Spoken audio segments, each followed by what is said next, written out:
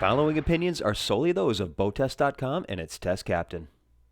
Hi, Captain Steve for BoatTest.com, and today we're going to do a features review of the Bayliner XR7. Now, in my opinion, there are two features that stand out as being most distinguishing on this boat: the layout and the comfort level. So let's come aboard and start right there.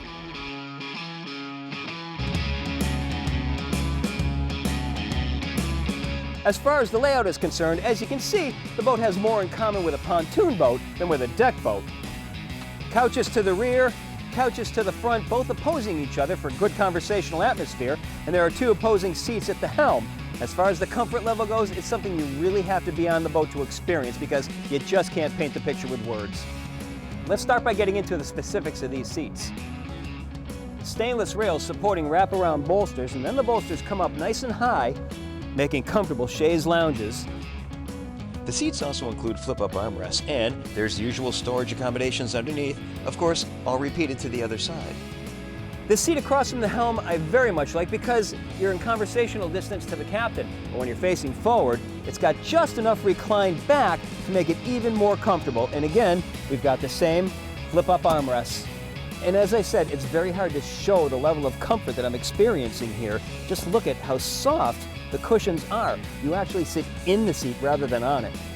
The forward couches have the same type of features as the aft couches, including the level of comfort and storage underneath. The only thing these are missing, the flip-up armrests. Now, as much as all these seats have an elevated level of comfort, none of them come close to the comfort level of the helm seat. It even has an adjustable headrest. And it's clearly evident that Bayliner is using only quality materials throughout. So that takes care of the comfort level and the layout, but there's another feature that's very distinguishing on this boat, and it separates her from her pontoon cousins, where we usually see the pop-up changing room. Here, in the helm console, a fully enclosed changing room and head compartment. We measured 4 feet 3 inches from the deck to the overhead, 3 feet 3 inches from the top of the seats to the overhead, plus there's a full 3 feet 5 inches of storage space running under the elevated helm. The Bayliner also included a flip-down step to ease entry. Entertainment and water sports are taken care of nicely on the Element XR7. Here you can see we have a tow bar that brings the tow point up over the outboard. There's both a beach reboarding ladder at the bow and a swim reboarding ladder at the stern. This one has more in common with a poolside ladder with curved grab rails that come way up high. And the outboard doesn't really impinge on the usable platform space. The two sides come out 3 feet 4 inches, and from side to side there's 7 feet 11 inches of available space. And a freshwater sink right in the center of the boat with storage underneath that'll hold a carry-on cooler. Any captain with a lot of friends is going to be very happy with this layout as well because it's got a capacity for 16 people. And the huge bimini top measures 10 feet 3 inches long and has an overhead clearance of 6 feet 6 inches. The index storage compartments are huge, so much so that they include 2 deck hatches, and inside they go on and on and on, even out to the sides. Now, while the interior has a lot in common with a pontoon boat, the exterior does not.